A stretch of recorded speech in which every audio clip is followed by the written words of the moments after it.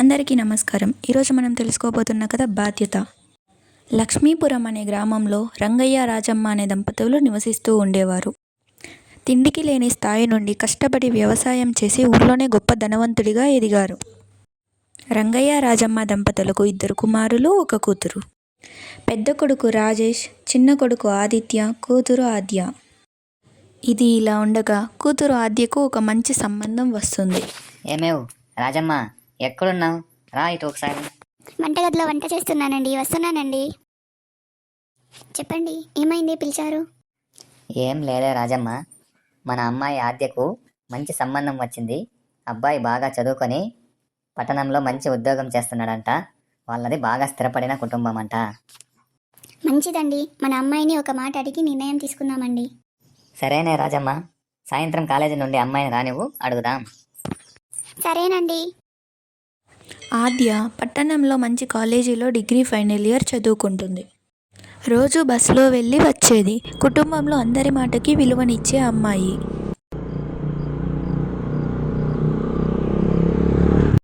అమ్మా అమ్మ, ఆకలిగా ఉంది, తినడానికి ఏమైనా పెట్టమ్మా. ఇదిగో మా ఆద్య, నాన్నగారు నీకోసం స్వీట్ షాప్ నుండి స్వీట్స్ తీసుకొచ్చారు. నాకెంతో ఇష్టమైన స్వీట్స్, ఇలా ఇవ్వమ్మా.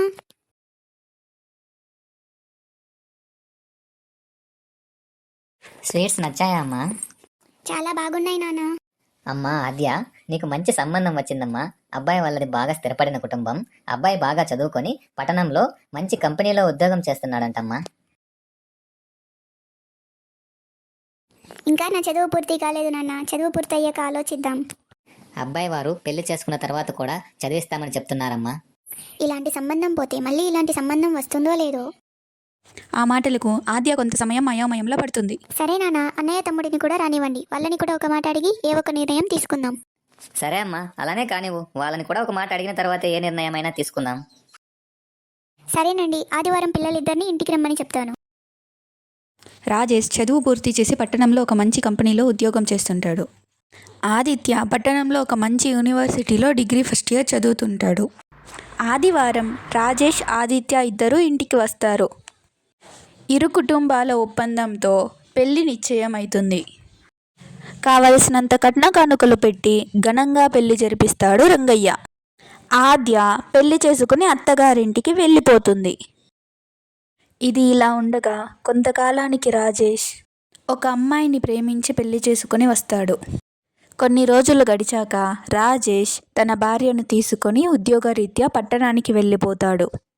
కొంతకాలానికి రంగయ్య అనారోగ్యంతో మరణించాడు. ఇప్పుడు రాజేష్ తండ్రి యొక్క పేరు ప్రతిష్టలు, బాధ్యతలు తీసుకుంటాడో లేదో. తరువాత ఏమైందో వచ్చే భాగంలో చూద్దాం.